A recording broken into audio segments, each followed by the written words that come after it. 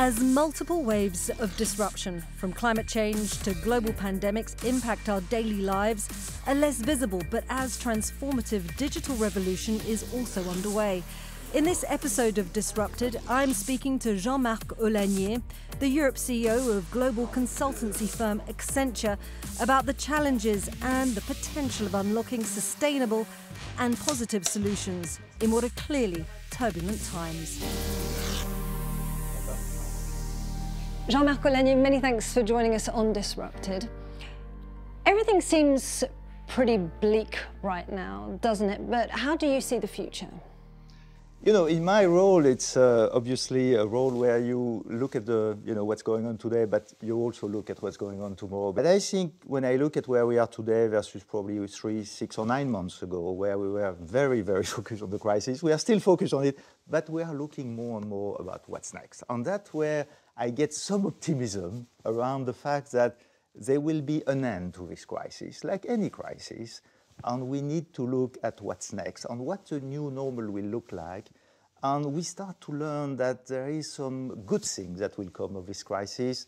And I think certainly for business leader like me, I think like for any crisis, there are opportunities that we have to shape, understand, and capture. This seems to be quite fueled by your own personal convictions. Do you generally see an opportunity in a crisis? Yes, I think there is 2 things you know from a crisis. First, there is an end to it, and we should never forget that, especially when we're in the middle of it. But second, every crisis gives you opportunities because a crisis changes things, change market opportunity, change competitive situation, change the behavior of the different stakeholders. And if you understand it right, you shape it right, you position yourself right, you can capture opportunity, and that's very much where we are today. Let's take a big picture view of this, and if we see the world at a sort of a turning point, as it is, I'm going to put you on the spot here. On a scale of 1 to 10, 10 being the optimum, do you think the world is going to go on the right path from now? Yes, I really believe, without being too naive and optimistic, I think we're at crossroads, as you say. I really believe so, that for many reasons I can describe, we have to fundamentally reinvent the way we do business in probably the next decade to come. And the reason are climate change, the reason are technology, the reason are the behavior on the consumer expectation, the stakeholder expectation.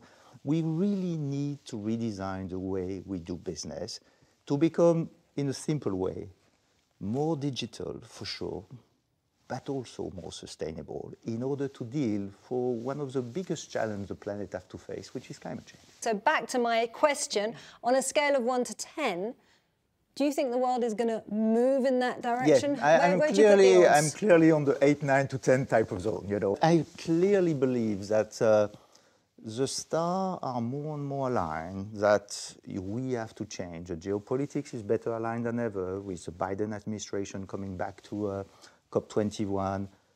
Employees and citizens are expecting a change. And frankly, the business leaders as well as government are very aligned to say that the way we do business today, the current linear economic model we are currently knowing is not going to be sustainable, and we have to change it. How would you define twin transformation, something that Accenture has defined as a future path forward for the world? Yes, twin transformation is a bit of a brand name we use in order to explain to the community, to the business environment, what are the ingredients required to be successful in this new world. The companies that will master digital technology and the companies that will put sustainability at the heart of their strategy will probably be the winners in this future world. So having a perfect understanding of those 2 trends on those 2 technologies is going to be critical. And then where does Europe stand in terms of this kind of deep global transformation? Because Europe, in terms of sustainability, is a leader. In terms of innovation, it tends to struggle more. I think when I look at it, frankly, Europe has been, when you look at the previous wave of change, which was very digital-driven, tech-driven, there was a view that Europe was a bit behind. Europe invests a bit less, we're a bit behind on the adoption of new technology. And that's, in certain way, we see with COVID, a willingness from Europe to catch up. But there was a kind of little delay compared especially to China, frankly, more than North America, but also compared to North America. When you look at the second wave of change, which is more sustainability, here Europe is probably a bit ahead. And that's probably one of the benefits from the European company in terms of awareness, first of all, but also in terms of the way they adopt carbon pricing, the way they adopt more sustainable products and services. And that's probably an advantage that the European company should keep leveraging, because today, in the global competition scheme, you need both to be successful. So you have to catch up where you are a bit behind, and you have to leverage where you are strong. And I think that's very much what we have to see in the European landscape. And Jean-Marc, this is in many respects in the theoretical landscape. Yes. Now, for example, when I came in here, I was chatting to my taxi driver. Yeah. And he was desperate. He was saying the situation is so hard. He's concerned about his family, how he's going to feed them. So how do you get people to look to the long term, this long term you're talking about, when the short term is so unpredictable? It has been first a huge exercise of humility, because you are dealing, as you say, with something we don't know and which creates a lot of uncertainty. And I call it a bit 1 foot in today, 1 foot in tomorrow. So you have to be pretty humble on the 1 foot in today, because the situation is not easy. The pandemic situation is not fully resolved. There is a lot of uncertainty. So in the foot of today, you have to listen, first of all, to what's going on around you, and try to have some empathy with it, because people, you're right, are dealing with tough situations. But just listening and explaining what's going on is not enough. You need to have a vision, and you need to get the people with you, because, as I say, we need to say there will be an end to this crisis, and there will be opportunity at the end of this crisis, and you need to set a direction as well. Empathy is good, but you need to have a vision on a direction to set, because there is hope out there. And that's where I'm dealing with more the foot into the tomorrow's place. Is my job, like many other leaders, is to understand this new market, this new opportunity, to shape for it, to get prepared for it, and to explain to your team that there are some goodness out there. And yes, we need to continue to deal with the current situation, but we need to start preparing ourselves to that future world. If we look at figures from the World Bank, for example, they show millions of people are going to be plunged into poverty because of the COVID-19 crisis. And so if we look at this vision, this hope you're talking about, when will they actually feel the trickle-down change in their lives that will bring them out of this poverty, out of this recession? No, you're right. I think when you look at it from a macroeconomic standpoint, globalization on business development has allowed many countries to get away from poverty, at quite of a big scale. When you look at the world in the 19th century, in the early of the 20th century, today, it's not perfect by far, but at the end of the day, our job is to ensure more people around the planet participate to the global economy. And I do see, with a more sustainable world as well as a more digital economy, this will give opportunity for more people around there. Many of the emerging economies have already emerged, and they will benefit from what we see tomorrow.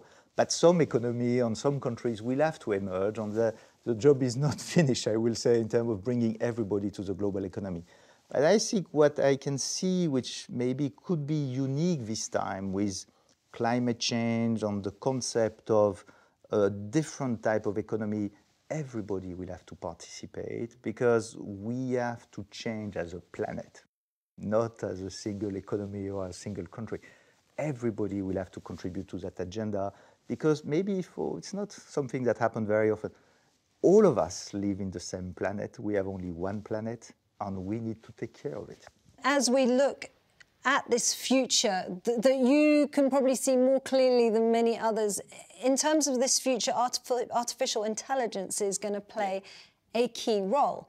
But many people fear artificial intelligence. They fear that relationship between man and machine. Is that fear grounded? We call it probably with a wrong word. Artificial intelligence looks like something in competition with men. We're going to have to rethink the way we split the work between the man and the machine, because the machine will be able to do more things which are, very useful, and the mankind will have to do more added value type of things. But it's not really the man replacing the machine or the machine replacing the man. It's a complementary things that we will have to organize. And successful businesses, successful company will be the one that can specialize the machine where the machines can do the right thing, and specialize the man on the value-added tasks that are bringing better value and better outcome for the customer. And so then if we look at this post-pandemic world, if we continue in the current trend, where's the world going?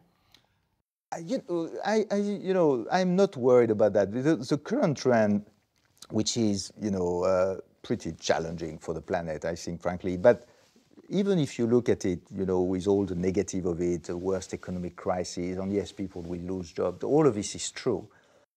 But the positive view of that is that for the first time ever, we have been able to find a vaccine in less than 12 months. So when you really challenge humanity, sometimes you get positive things, which when we will look at this pandemic, I don't know what we're going to say about it, but certainly we're going to say it was difficult and painful for many people. But the fact that humanity has been able to do something that we have never done before, and after it's a question whether you believe human ingenuity will continue to deliver those kind of extraordinary outcome or not. If you believe so, which is more my view, we're going to have to leverage it because there will be other challenges to face. Energy transition, digital, all of this will create a lot of human ingenuity in order to address. As you have navigated your way through this pandemic, and as you've said, it's been a learning process for all of us, what have you learned about yourself? I learned a lot of humility. I think because when you are dealing with something you don't know, the best thing you can say is to acknowledge that you don't know. I was always thinking that being humble is probably a good thing, but I think now it's really a very good thing. And that's something that many leaders struggle with, because leadership was very often perceived as, I know and I will explain what I know to the rest of the troops. Well, in this case, it was exactly the opposite. You have to deal with something you don't know. Certainly having this leadership style of humility, listening, empathy was a bit of the winning formula, in my view, for that current period. And then in terms of your own values, Jean-Marc Aulagnier, how have those values changed? You've talked about humility, but pre-pandemic and now as we are 1 year into it, how different are you as a person? For me, to be perfectly candid around what's happened, is this period of lockdown. Many countries have been through lockdown a month or two. For me, it has been like 3 months. What changed for me is that I spent really 3 months with my whole family at home, which I think also has been not a leadership experience, but certainly a family experience that gives you different perspective. And how's that changed your perspective? My perspective might have changed, but I know that the family was important, but I think it is really very important. And it is really very important because it gives you probably also this kind of human touch. And that you can learn from everybody. You can learn from your daughter, you can learn from your employees. And that's certainly something, I don't know if I discover, but I maybe rediscover.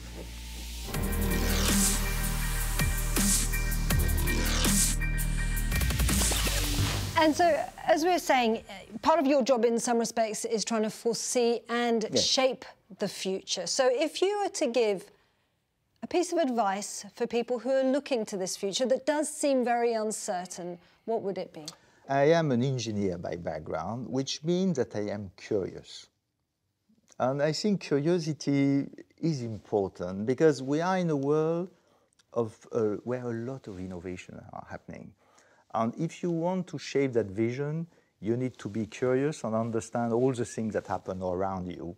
And I have been always passionate around technology, and I have been always passionate around climate, not always, but since now less than a decade, very much passionate. And when you look at the energy sector, climate change, sustainability, there is going to be a lot of innovation there. So if you don't have that curiosity, if you don't have that willingness to learn, well, you may miss some of it. And I think this is also probably what leadership is about. Everything I learned at school is no longer, something really relevant. So you have to keep learning, and you need to have that curiosity and motivation, because otherwise, maybe you don't really understand what's going on around you.